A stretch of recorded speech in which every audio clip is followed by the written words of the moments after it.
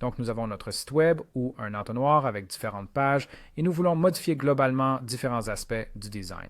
Vous pouvez donc facilement le faire avec un style global. Et commençons un par un. Tout d'abord, vous pouvez ajouter une police. Ce que vous pouvez faire d'ici, ajouter des polices.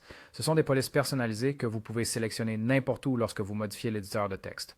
Vous pouvez donc ajouter des polices Google qui représentent plus de 900 modèles différents de caractères. Vous pouvez en choisir une, l'ajouter à votre page, sélectionner son épaisseur et vous l'aurez immédiatement. Si vous voulez télécharger votre propre police, vous pouvez aussi le faire depuis télécharger une police personnalisée et il vous sera demandé de sélectionner un fichier depuis votre ordinateur. De cette façon, vous pouvez de nouveau ajouter vos polices et après cela, disons, la police Oswald, vous pouvez maintenant la sélectionner ici, directement dans le constructeur, afin de pouvoir la modifier à partir de l'éditeur de texte. Mais pour les besoins de cet exemple, nous allons simplement la laisser telle qu'elle était. Et voyons quelles autres choses vous pouvez faire avec le style global. Donc, le style du texte. C'est vraiment le plus courant.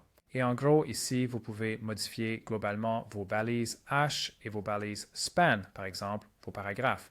Donc, disons que dans ce cas, toutes les balises H sont en proper 100. C'est une police de caractère. Alors, changeons-le pour le nouvel Oswald que nous venons d'ajouter aux polices. Il suffit de sélectionner le design et vous pouvez l'appliquer à tous les emplacements. Et en fait, vous verrez comment ça change sur toutes les pages de votre site web. Donc, vous pouvez le faire d'ici. Vous pouvez aussi modifier les couleurs, comme vous le voyez, et d'autres réglages, pas seulement la police. Peut-être que vous voulez changer l'espacement des lettres. Donc, pour l'exemple, augmentons beaucoup l'espacement des lettres pour que vous puissiez voir facilement comment cela l'affecte. Les couleurs, etc. De cette façon, vous pouvez le faire pour beaucoup de choses différentes et vous pouvez voir pour les liens, pour les citations, pour les paragraphes, qui sont les textes les plus utilisés. Il suffit de cliquer sur Confirmer. Cela affectera tous les endroits qui utilisent la balise H. Maintenant, à certains endroits, si vous ajoutez et que vous voulez remplacer quelque chose, par exemple ici, vous ne voulez pas que ce soit comme ça. Vous voulez que ce soit peut-être quelque chose comme ça. Vous pouvez juste sélectionner la police d'ici. Et gardez à l'esprit que cela n'affectera pas si vous recommencez à modifier le style global parce que vous l'avez ajouté en ligne. Maintenant, si vous l'avez ajouté manuellement à certains endroits, cela n'aura pas d'effet. Donc, si vous voulez toujours retrouver le style global par défaut, vous pouvez simplement effacer le style et cela reviendra au design global original. Alors, quand vous ajoutez maintenant n'importe quelle balise H, elle est livrée avec celle d'origine. C'est donc le H1. Si vous passez à la balise H4, par exemple, quelle est le vert? Donc, vous pouvez facilement le voir ici. Donc, de cette façon, vous pouvez utiliser le style global pour modifier le texte globalement pour toutes les pages. Comme vous pouvez le voir, cela affecte tous les différents endroits sur votre site web, sur votre entonnoir ou quoi que ce soit.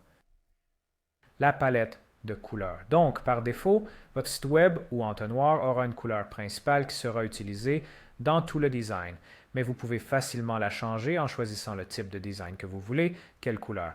Alors, disons que nous voulons la rendre orange. Partout où nous avons utilisé notre couleur globale, elle changera. Vous avez aussi des couleurs secondaires. Elles sont aussi globales.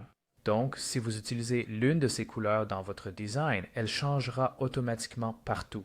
Alors, comment utilise-t-on concrètement les couleurs globales? Donc, on peut cliquer sur Confirmer. Et quand vous modifiez, par exemple, un bouton à l'intérieur pour la couleur, vous avez d'abord les couleurs globales. Donc, si vous en sélectionnez une, lorsque vous les modifiez dans le style global, elles changeront ici aussi. Et cela impactera tous les endroits où vous l'avez employé. C'est ainsi que vous pouvez rapidement changer les couleurs de votre design. Utilisez donc vos couleurs globales. L'autre point est très important, c'est la mise en page. Ce sont des choses basiques, mais vous pouvez en gros concevoir à quel point le design de vos pages est modulable.